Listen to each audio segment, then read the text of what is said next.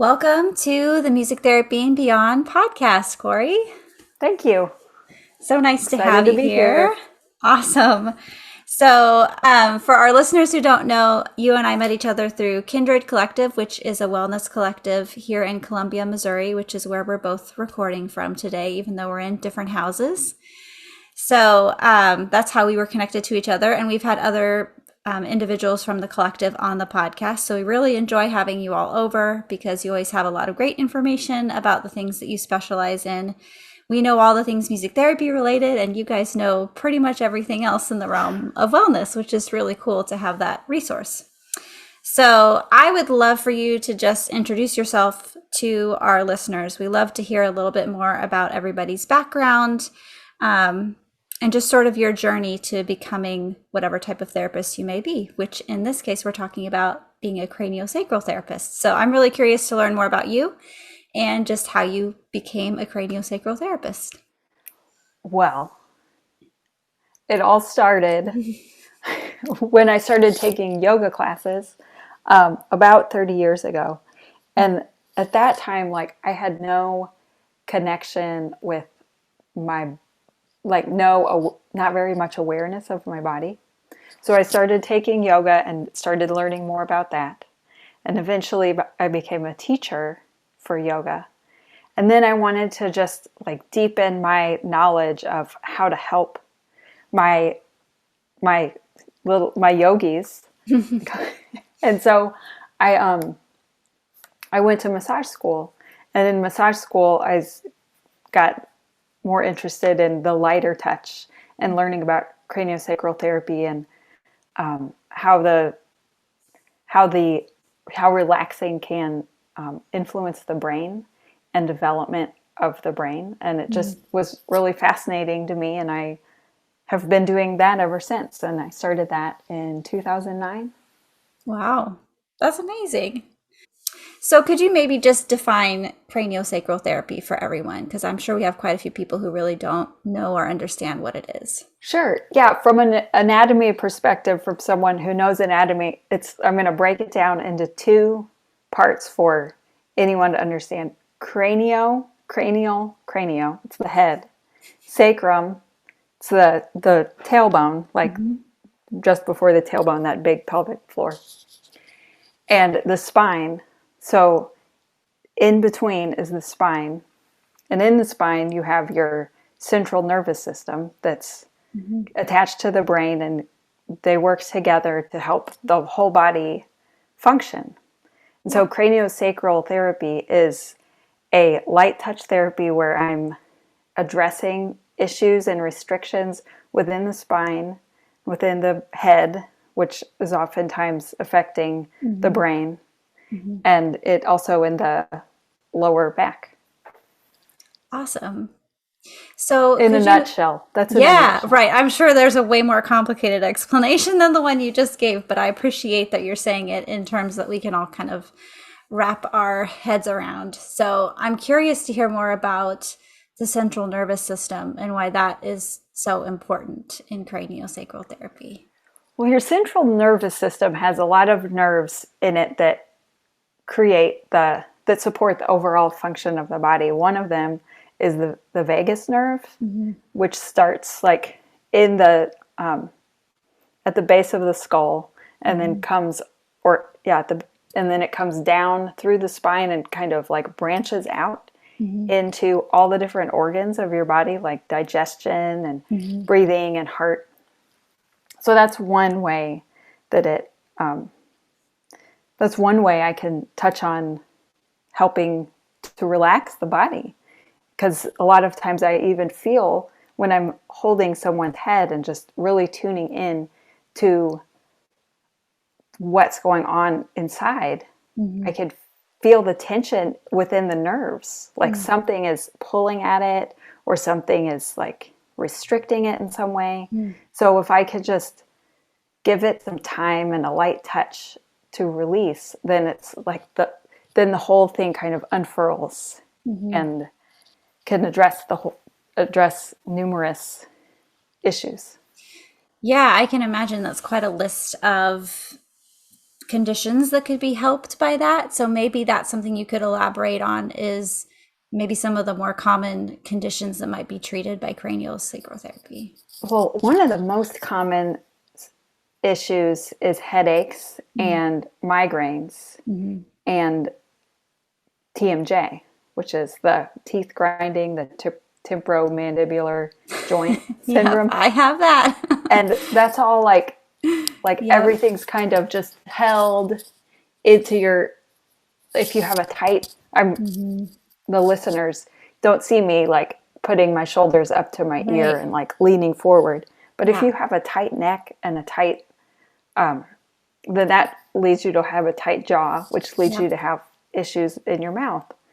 Or if you're a music therapist who plays an instrument that requires you to use your mouth, that pattern of using it can cause some dysfunction. Yeah.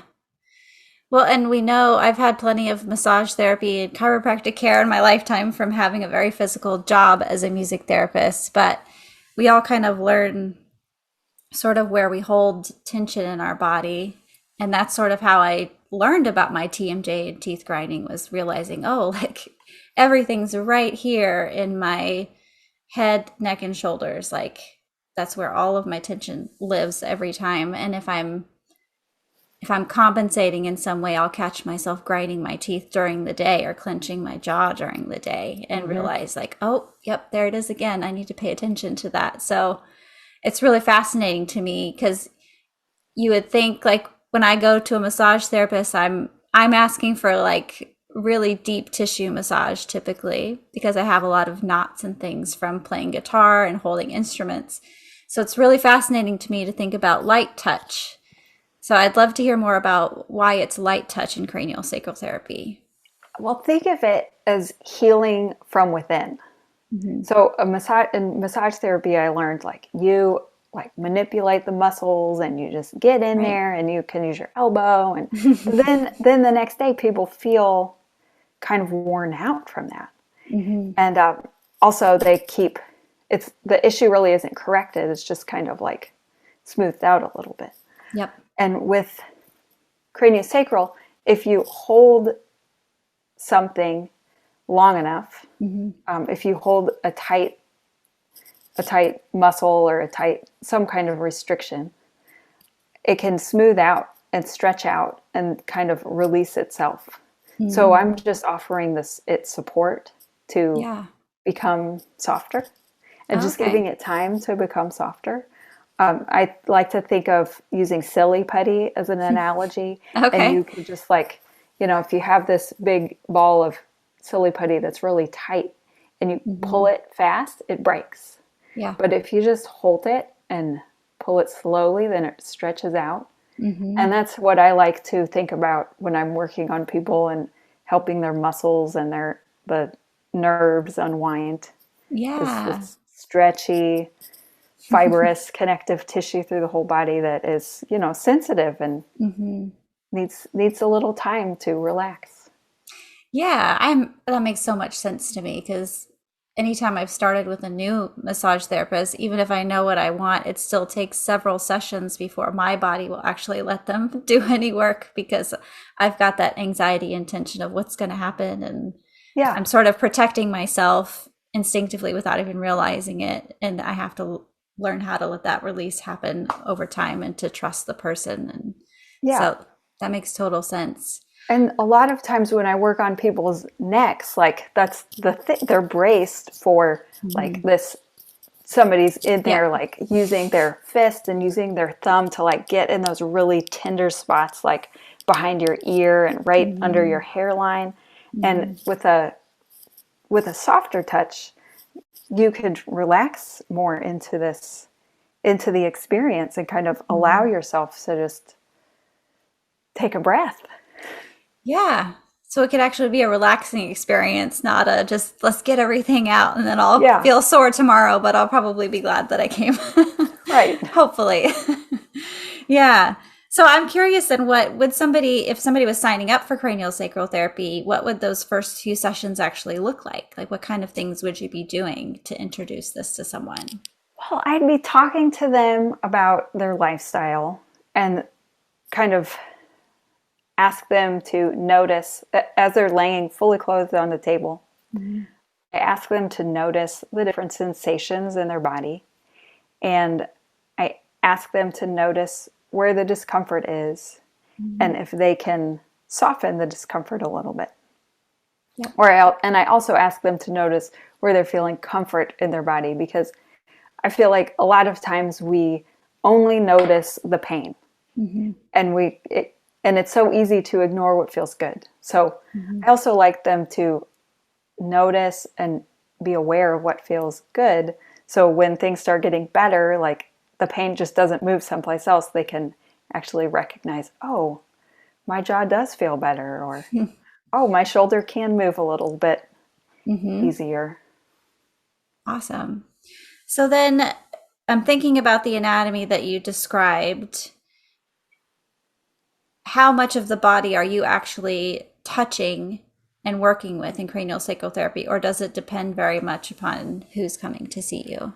It depends. Well, okay, so going back to that last question about the first few sessions, a lot of times in the first few sessions, I do work on the whole body. There are different spots in the body we call the diaphragms, and like where the bones kind of connect. Okay. And the transverse fascia, which is like the the connective tissue. Yeah. Doesn't just go up and down. There's some places where it goes sideways. Okay. So like the knee, for instance, mm-hmm. or the hips, or mm-hmm. the like respiratory diaphragm, and also the neck, like where the collarbone is. Okay.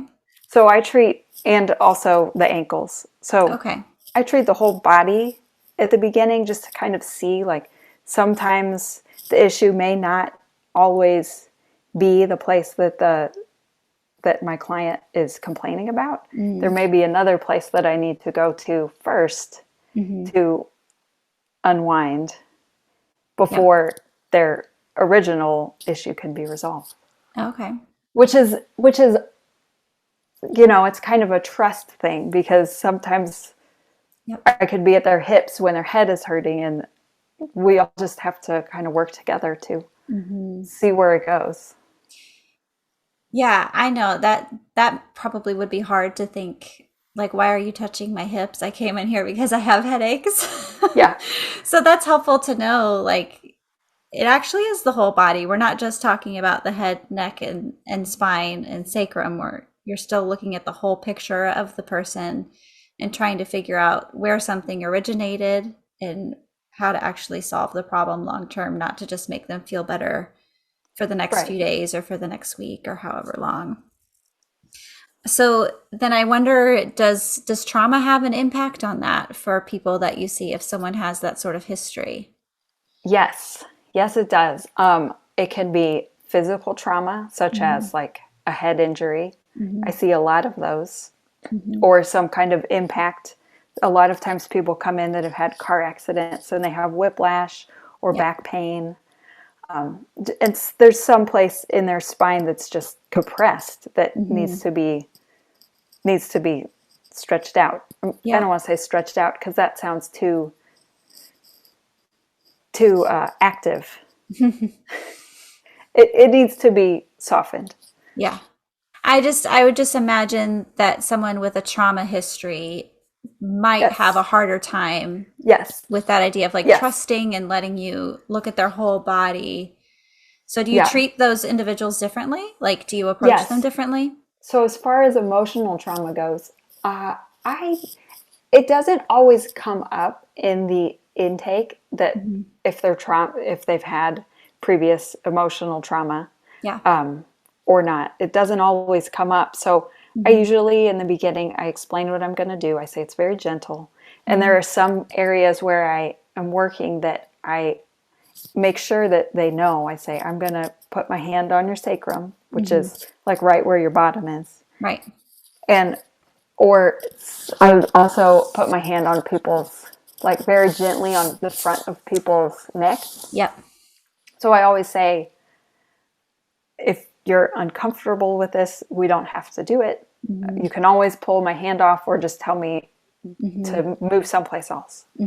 So I'm always trying to create a rapport with them before I just jump right into those vulnerable places. Yeah. And sometimes it just comes up, and I talk to them. I talk them through it, and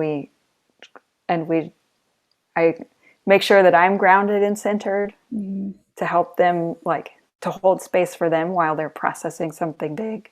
Yeah. Big. Yeah. Is it common to have an emotional release in craniosacral therapy? It is. It is. It's very common. But when I say emotional release, it can be like a large release where somebody's like having a big cry, or it could just be like tears down the face. And it's not always tears. Sometimes people just laugh. Yeah. Because that's just how people respond for some reason. Yeah.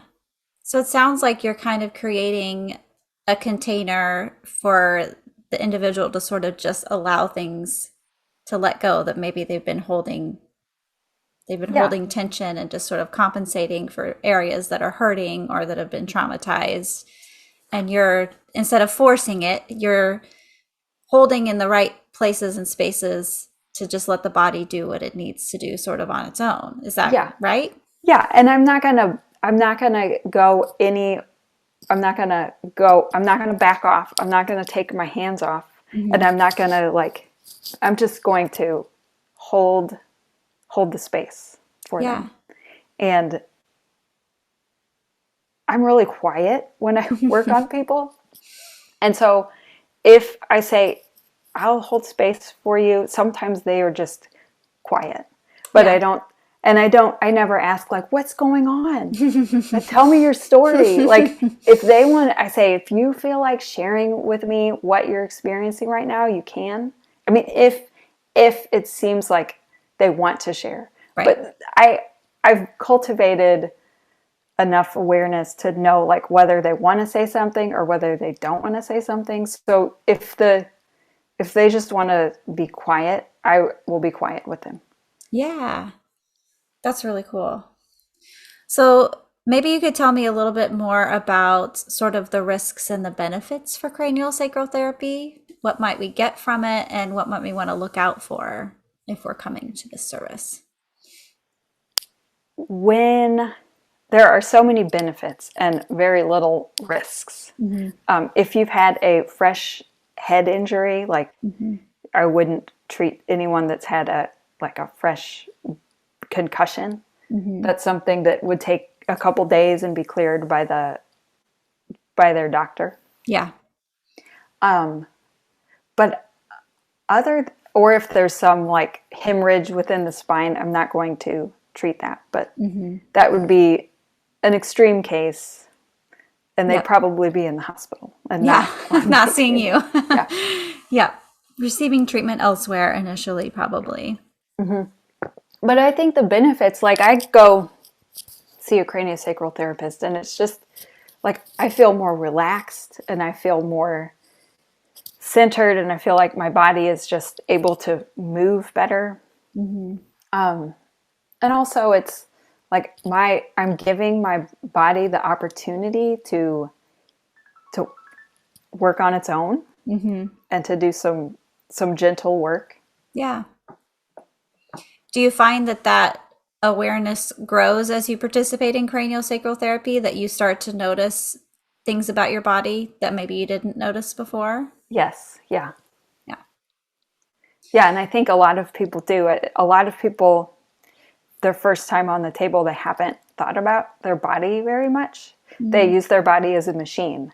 And it's not so much like my mind and my body are connected and I'm paying attention to it all the time. Like it takes a little bit more cultivation to start thinking in the way where you're paying attention to your body and kind of responding to your body's cues. Yeah. That it's uncomfortable, or that it needs to eat, or that it has to go to the bathroom, or it's time to sleep. And so sometimes people come and they have no awareness of how their connection, like, or why self-care is even important. And it's interesting. It's interesting the reasons why those people come to me, because they're like, oh, my doctor just told me to come and they say it would be good. Or my massage therapist told me I should try this. And I'm like, oh, so I have some educating to do in those first few times. And, you know, sometimes people really get it. And other times it takes a few times. But if they keep coming back, then that means that they're getting something from it. Right. Yeah, we stop showing up to things when we feel like there's nothing to gain. So I think that makes a lot of sense. They're feeling something, even if they're not able to articulate exactly what's happening. Right. Yeah, a lot of some times sort of change. A lot of times people come back and they say, I don't know what you did last time, but my neck has felt better than ever. That's awesome. So do you ever give homework in a session? Like, do you tell people to do specific things? Yeah. Always. I have a background as a yoga teacher. Mm-hmm. And that was my first kind of dive into the mind-body connection. Mm-hmm. And so I always give people a really easy pose, like something so simple. Mm-hmm. And I don't give a sequence or anything. I'm just saying, oh, well, why don't you, like, I do child's pose is something that I give homework. That's the homework I give a lot. Yeah. And journaling. I tell people, you know, if you can't talk about what you're feeling on the table, it might be good to write it down whenever you get home. Yeah. I don't need to see it next time. I just want you to find some way to express yourself. Yeah. Well, I think it's really hard because the way that our sort of healthcare system is set up is to wait until things are broken to fix them rather than to work on preventive maintenance and to really get ahead of it. Yeah. So that education and homework piece, it seems really important. And we do that a lot in music therapy too. Like, you're not going to see immediate progress. You're coming to us now in a time of need, and we're glad you're here. And we have a lot of work to do. We have to do the work outside of the session to really start to see more and more progress in the session, because there is so much that's connected to the reason that you're coming to therapy. Right. And it's hard to figure that out right away. Yeah. And I feel like when I first started working in this field, in the realm of body work, people just wanted to be fixed right away. They'd say, oh, but my shoulder still hurts. And I'm like, well, you know, you had a really tight neck that I had to work on too. Like, let's think about how it's connected and how you can help yourself until the next time. Yeah. But it is, I think the world is changing and people realize that they can't get it all done in one time, in one session. Mm-hmm.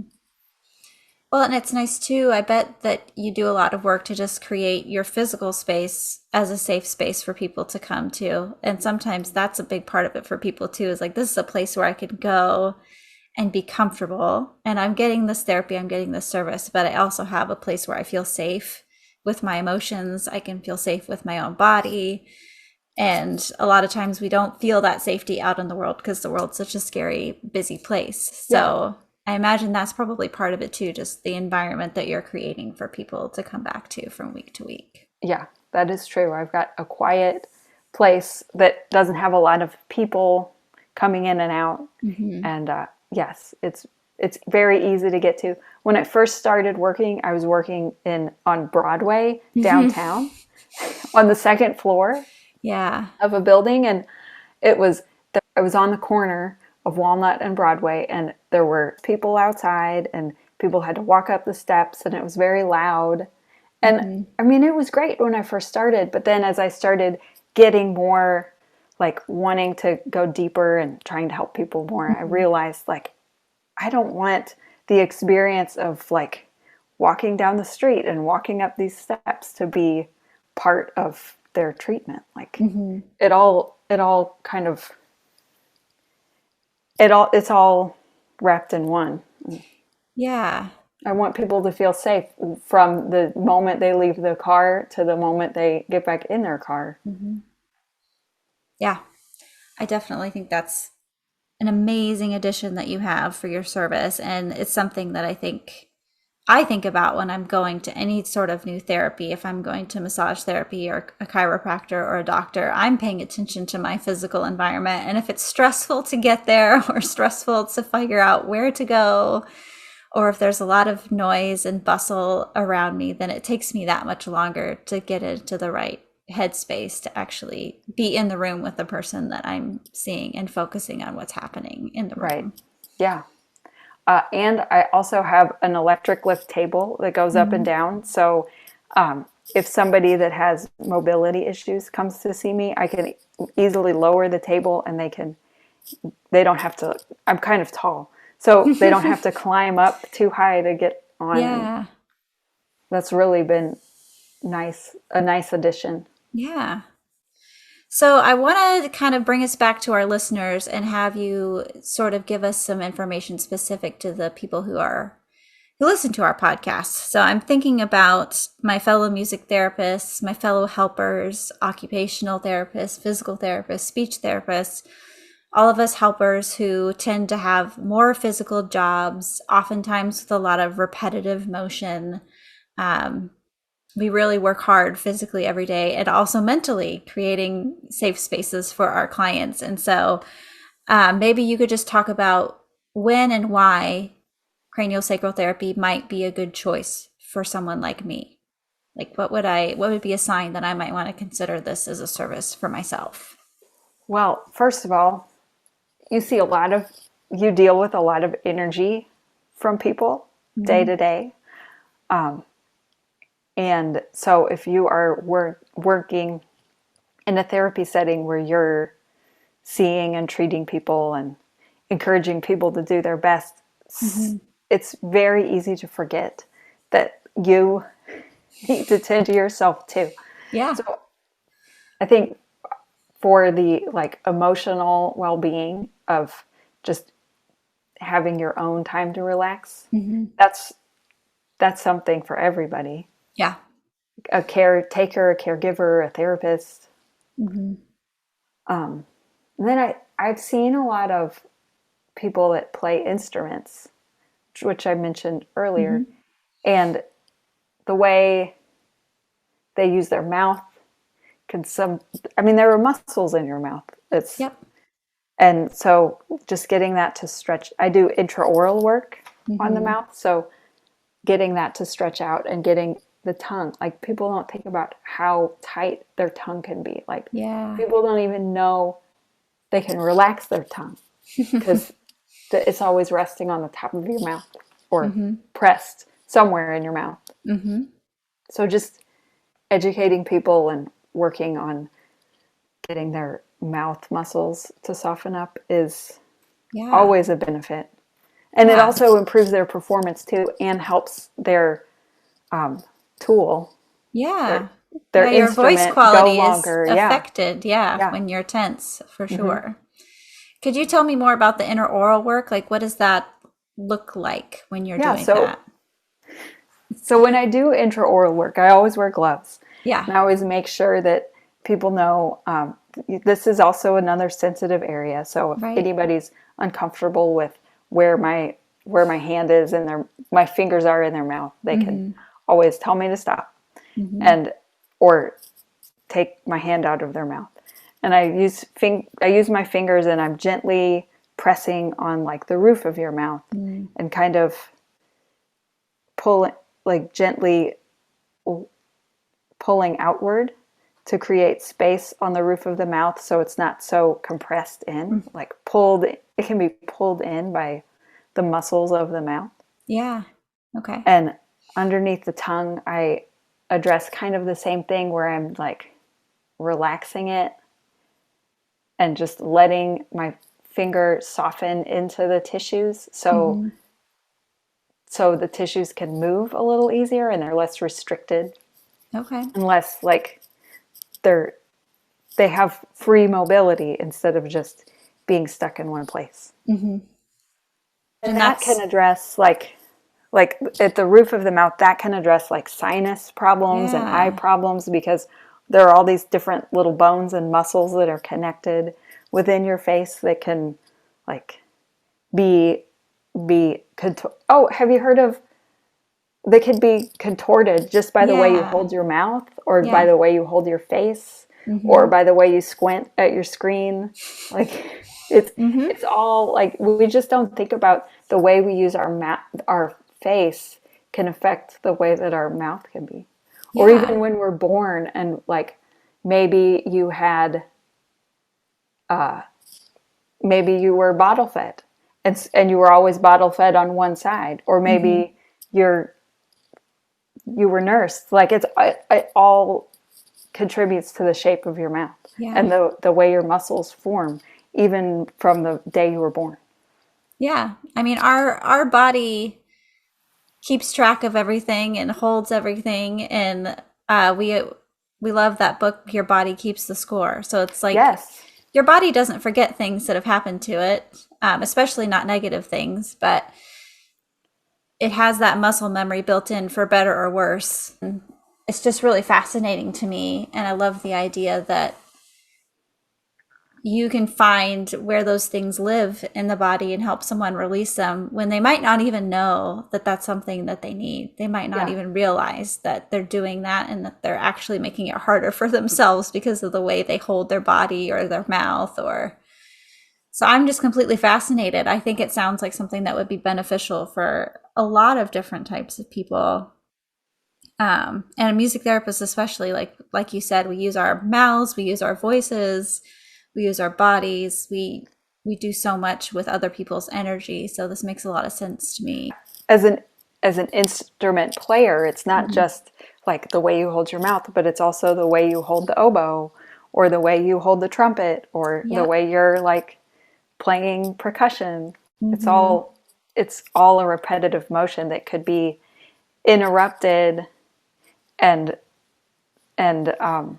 changed Mm-hmm. just by a little bit of a light touch. Yeah.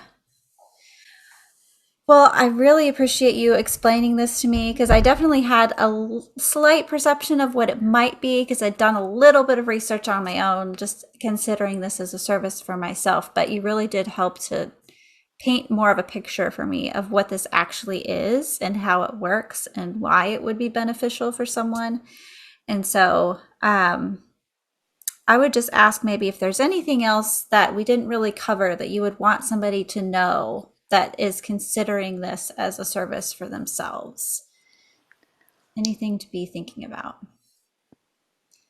I think if you're going to consider it as a service for yourself, I think if you're going to be considering this as a service for yourself, come with an open mind. Mm-hmm. Come with some questions. Mm-hmm. Come with some specific issue, or not. Like just come with an open mind and see what it feels like, and Yeah. see how it can help. And Yeah. I'd love to help anybody learn more if they want to know more, or Mm-hmm. get on my table and we can see what happens.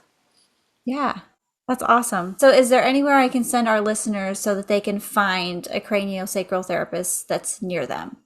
Sure. Yeah, so I was trained through the Upledger Institute, Okay. and they have a registry, which is called the International Alliance of Healthcare Practitioners, Okay. and it's iahp.com. Okay. And that, you can type in the town that you live in, and it will show you a list of all the people in the town that have been trained, Okay. or in your area that have been trained. It also asks you if you want to put in the zip code, but just like Columbia has like 3 or 4 different zip codes, Right. like you might want to just put in the town to find out what comes up. Mm-hmm. And it shows the classes that they've taken, Okay. and who's currently practicing. Gotcha. And that's all. I mean, there are other branches of craniosacral therapy. It's not just the Upledger branch. That's just what I've been trained in and what I've taken classes with. Awesome. Well, thank you for that, because I'm sure there's going to be a few folks that are like, oh, I wonder if there's somebody in my town, because I'm really curious about this. So I'm super grateful that you're here and that you're willing to share some information about this, because I do feel like it's still a little bit lesser known, but it sounds incredibly valuable for a lot of people. So, and also Upledger trains internationally. So if you are in Australia or if you're listening in Europe, the directory could also have people in your area as well. That's awesome. That's why it's called international. Yes, there we go.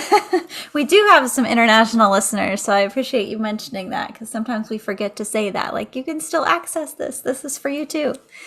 Well, thank you so much for being here with us today. I learned a lot, and I'm really excited to just keep learning more and exploring my own wellness journey. So thank you so much for sharing. Thank you. It's not very often I get so much time to dive deeply into what I do. Yeah. Explaining it to other people. Yeah, absolutely.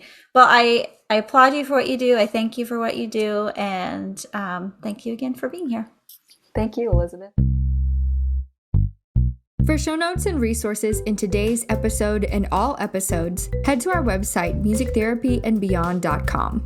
Reach out to us at musictherapyandbeyond@gmail.com and follow us on social media to stay up to date on all the content and announcements. We'll see you next time.